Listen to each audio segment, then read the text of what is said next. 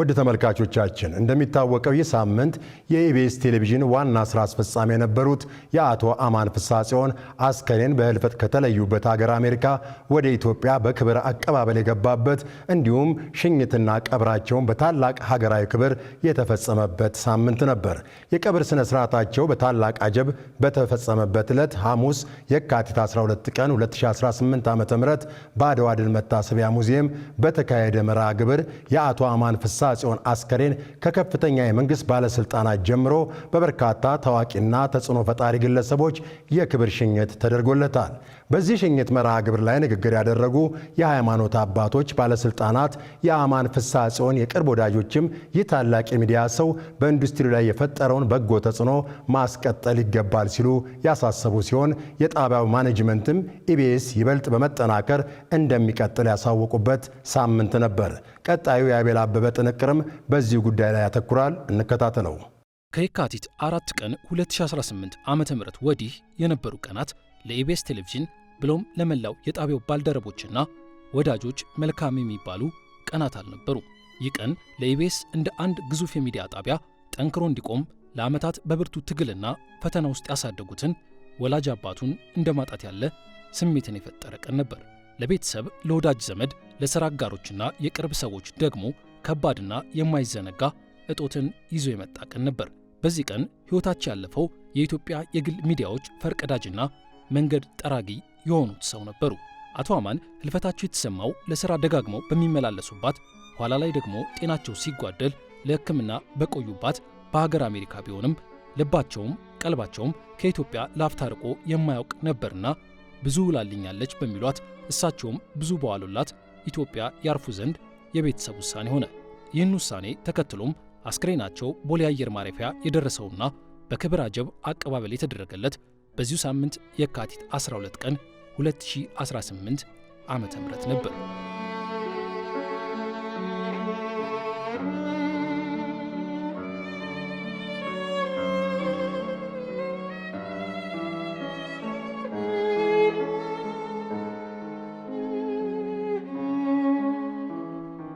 ቤተሰብ፣ ወዳጅ ዘመድ እንዲሁም የኢቢኤስ ቴሌቪዥን ሰራተኞችና የቅርብ ሰዎች የታደሙበት የክብር አቀባበል ከተካሄደ ወዲያ በማግስቱ የካቲት 12 ቀን 2018 ዓ.ም ከከፍተኛ የመንግስት ባለስልጣናት አንስቶ የቴሌቪዥን ጣቢያ ኃላፊዎችና ሌሎች በርካታ የኢቢኤስ ቴሌቪዥንና የአቶ አማን ወዳጅ ዘመዶች የታደሙበት የሽኝት መርሃ ግብር በአድዋ መታሰቢያ ሙዚየም ተካሂዶ ነበር።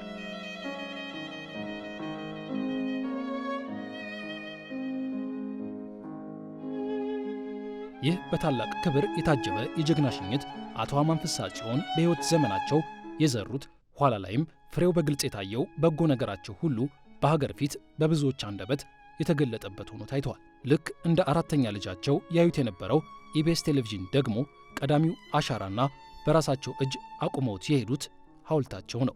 አቶ አማን በኢትዮጵያ የብሮድካስት ቴሌቪዥን ታሪክ ውስጥ ቀዳሚና ተጽዕኖ ፈጣሪ የሆነው የኢቢኤስ ቲቪ ሲመሰርት ሁሉም ነገር አልጋ ባልጋ ሆኖለት አልነበረም።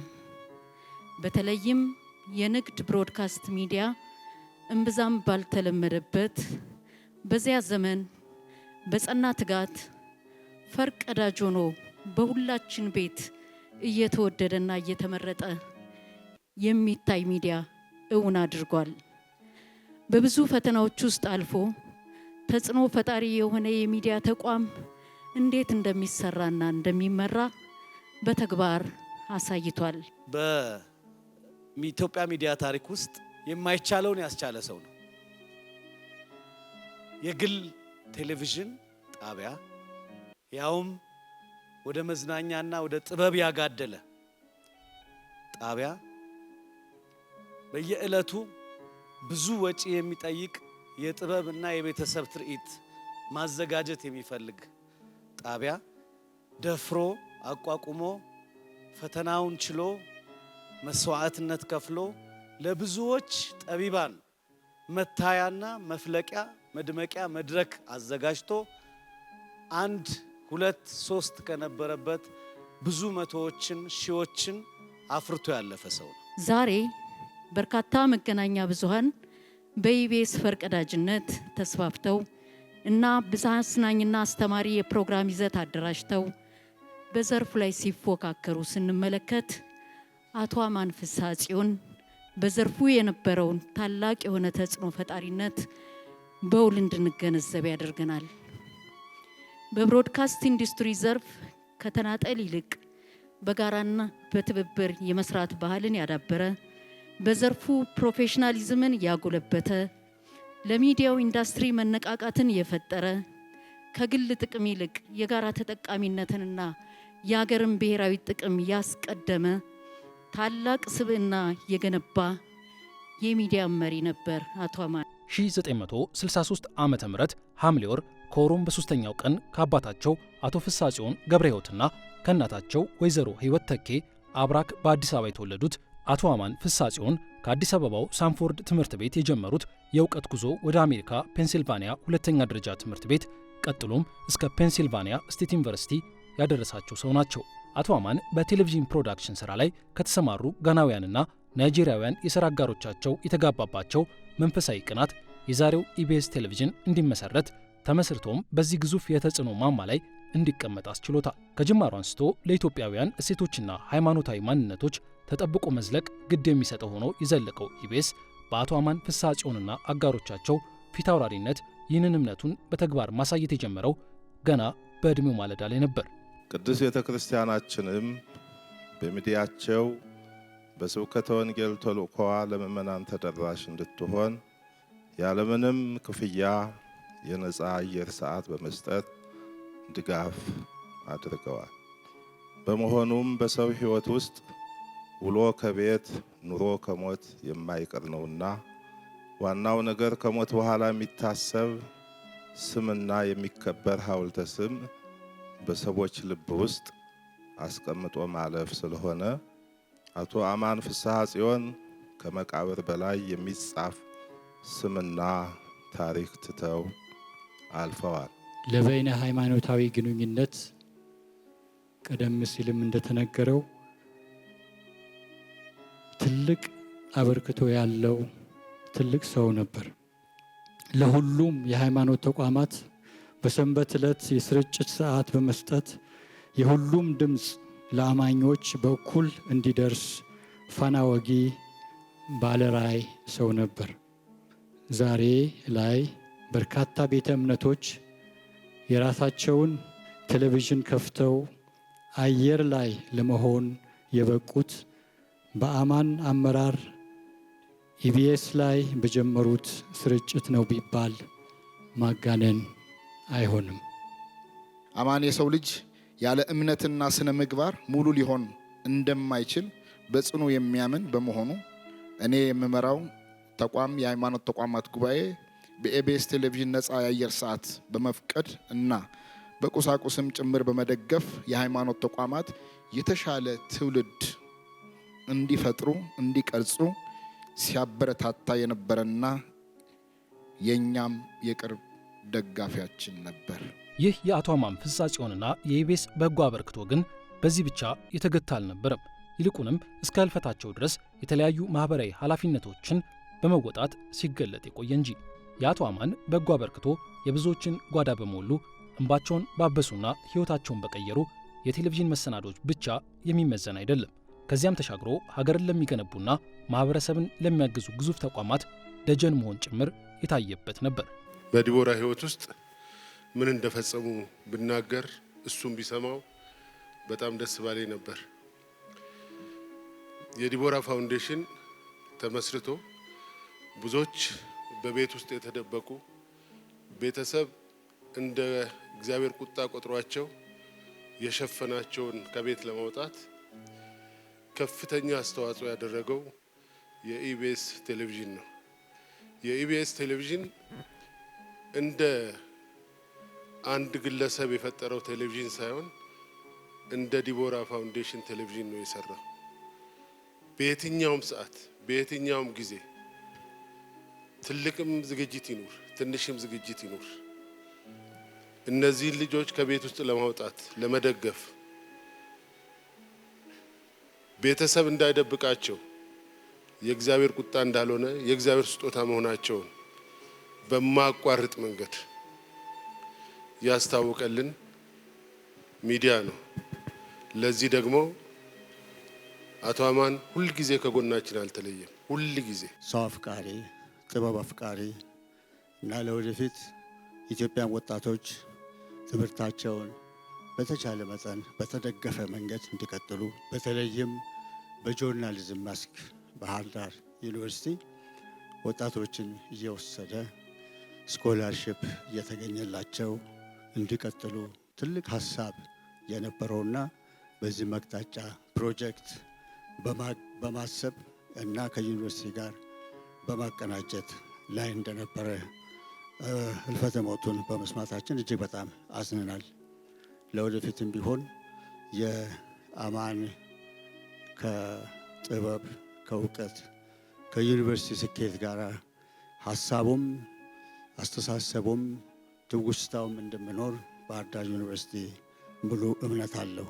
ስኬታማ የቢዝነስ ሰው ለመሆን ሌላውን ጥሎ ሳይሆን ደግፎ ተባብሮ በጋራ በመጣር መሆኑን በተግባር አሳይቶናል። አማን በትጋት የሰራ፣ በፍቅር የኖረ፣ በእምነት የተመራ ትርጉም ያለ ህይወት የኖረ ሰው ነው።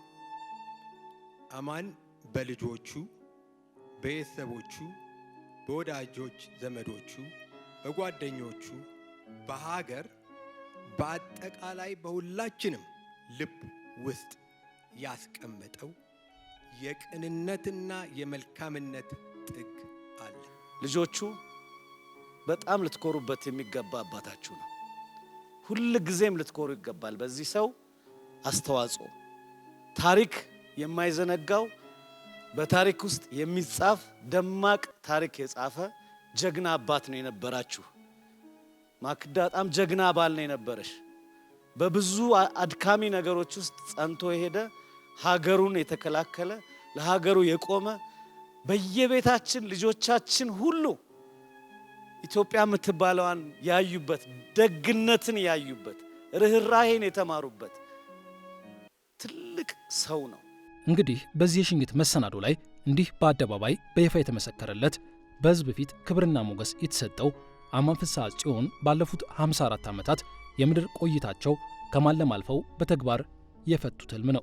ከጅምሩ በአማን ፍስሐ ጽዮን ህልም በወንድሞቻቸው ኖህና ሙሴ ፍስሐ ጽዮን እንዲሁም በሌላኛው አጋራቸው ነብዩ ጡመ ልሳን የጋራ ትጋት የተወጠነው ኢቢኤስ ቴሌቪዥን ዛሬ በመላው ኢትዮጵያ ብቻ ሳይሆን ኢትዮጵያውያን ባሉበት የዓለም ጥግ ሁሉ ተወዶና ተመርጦ የሚታይ ጣቢያ ከሆነ ከራርሟል። የቴሌቪዥን ጣቢያው ምንም እንኳን ከዜሮ ተነስቶ ዛሬ ቁጥር 1 የመዝናኛ አማራጭ ለመሆን ቢበቃም ለአቶ አማንና ባልደረቦቻቸው ግን ገና የሥራው ጅማሮ ላይ ያለ ለነገ ብዙ የሚያልምና እሱን ለማሳካትም ብዙ ሥራ የሚጠብቀው ተቋም ነው። እናም ይህንን ጅምር ከታለመለት ከፍታ ለማድረስና በአማን ፍስሐ ጽዮን አእምሮ ውስጥ የተሳለውን የነገውን ኢቢኤስ እውን ለማድረግ ወደፊት መጓዝ በብርቱ ቤተሰቦቹ፣ የሥራ አጋሮቹና በጣቢያው ሠራተኞች ላይ የተጣለ ቀጣይ ኃላፊነት ይሆናል።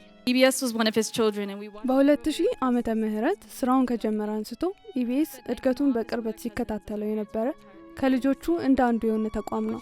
በቢሮ ውስጥ በርካታ ምሽቶችን ከቤተሰቦቻችን ጋር ያለ ድካም በመስራት አሳልፏል። ይህ የአባቴ ህልም እውን እንዲሆን ቤተሰቦቼ ብዙ ሲከፍሉ ተመልክቻለሁ። ኢትዮጵያ ቤቱ ነች። ማህበረሰቡን ለማገልገልም የህይወቱን ጊዜ ሰጥቷል።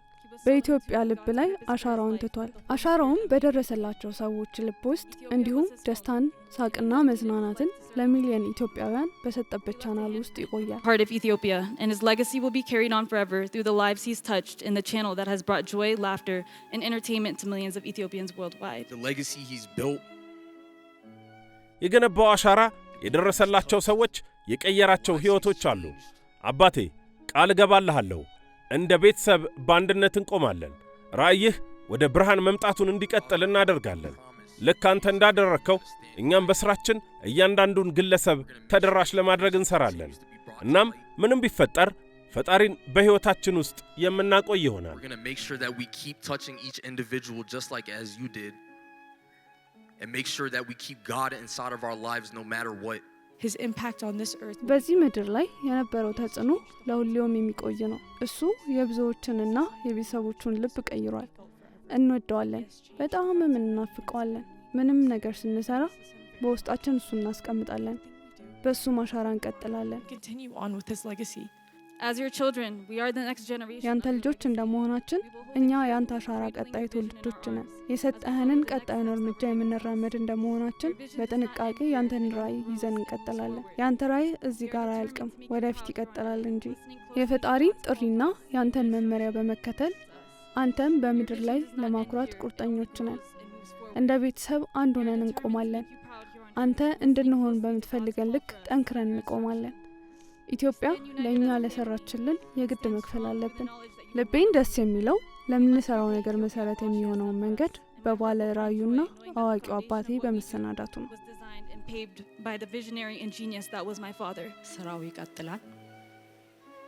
ባልደረቦች እንግዲህ ከመቼም ጊዜ በላይ የሱን ቪዥንና ራዕይ ለማስኬድ ታትራችሁ እንደምትሰሩ ጥርጥር የለኝም።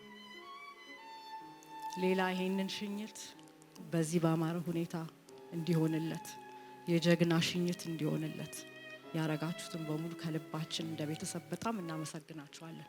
እዚህም የተገኛችሁ ሰዎች የኢትዮጵያም ሕዝብ አማንን እንደ ሰው ባያውቁትም ስራውን አይተው ኦነር ስላረጉት በጣም እናመሰግናለን እንደ ቤተሰብ። እግዚአብሔር ያክብርልን። Okay, the show must go on ይል ነበር አማንና the show must go on የኢቢኤስ ቲሞች የቱ ጋር ናችሁ? እንወዳችኋለን፣ ሁላችሁንም እንወዳችኋለን። እዚህ አለ የታደለ ከጣር መንገዱ ጫፍ መዳረሻ እንዳለ ከድቅድቅ ጨለማው ብርሃን ያስተዋለ ለችግሮች ሁሉ መፍትሄ አለ ያለ አንዳንድ ሰው አለ። ቢከብድም ጭነቱ ወጥመድ እንቅፋቱ ቀጥ ብሎ የሚጓዝ ወደፊት ለፊቱ ቆንጥር አሜኬላው ላፍታም የማይገታው ጣጣም የማያቆመው መከራ የማይረታው የማይንገዳገድ በነፋስ ወጨፎ አማን የሚያይቅን ሰው ባተሌ ከተፎ የተስፋ መቁረጥን አጥር የዘለለ ሐውልቱን የሰራ መሰረት የጣለ አንዳንድ ሰው አለ ከአምላክ የታደለ። ለአማን ፍስሐ ጽዮን ተፈሪ አለሙ